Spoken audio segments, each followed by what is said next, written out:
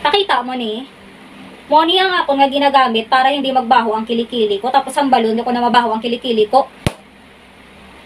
Ariyo, damo. Ayo di puta. Damo ko di bala. Sa stock nga mo ni nga linti. Kahubis ka. Di puta. Hindi ka mo magpate. Pakita ko sa inyo linti. Pagulat.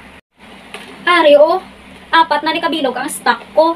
Ariyo, kulay pink ni sa kaso naka black and white ako nga hangag ka. Kaya hindi mo ni sa makita. So, 48 hours ang protection niya. Para sa mga kilikili, para hindi ka magkaangsod or hindi ka magkabaktol. So, ang flavor niya nito, hindi ko alam yung tamang pagtawag dito. Basta yung ingredients niya, yung bango niya, spring blossom. Spring blossom, sobrang bango sa kilikili ko. Siyempre, lahat naman talaga yan na bagong labas talaga ng product na to. Susubukan ko. Next. Ultra Gluta.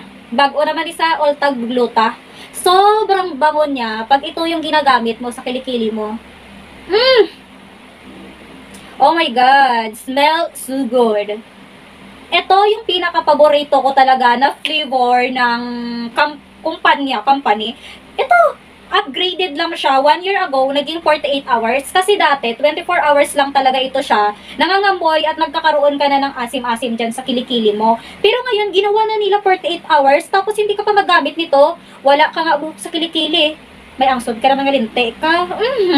Proud na proud ko sila yung magambalya. Kaya ang kilikili ko, humot-humot. Lisa mo, liskan 2 days pa ko hindi magpaligo. Basta mo rin ang gamit ko. Yudi puta, humot gyapon niya, dubata. So next, ari naman ang flavor. Kulay yellow ni siya.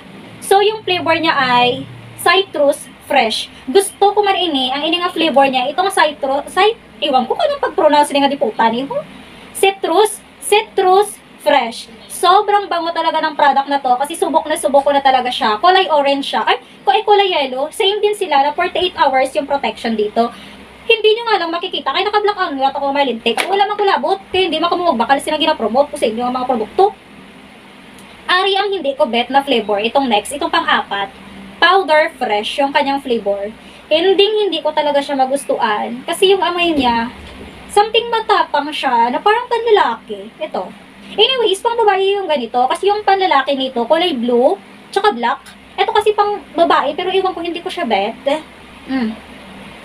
Totoo naman talaga, pero lahat ito na mga ginagamit ko ay whitening na siya ng kilikili. Kaya kung napansin nyo, yung kilikili ko, kahit may buhok ako sa kilikili, maputi. Kasi yung ginagamit ko since birth, ito talaga yung priority ko everyday pag pumasok ako sa school. Pero kung yung nakikita nyo naman ng mga deodorant spray na ginagamit ko minsan, ayun lang pag Sabado at Linggo, pag andito lang ako sa bahay. Kasi alam ko naman na hindi ako pagpawisan ng husto. Pero pag alam ko talaga na summer or sobrang init ng panahon, yan galing nga product ang ginagamit ko. Sa balon mo may puto ko nga di puta. Ito pala yung sinasabi ko na Spring Blossom 48 hours dry cure na protektado yung kilikili mo. Meron siyang 55G at merong 60G. Sobrang bango nito. Ito yung pinaka-favorite ko talaga sa lahat.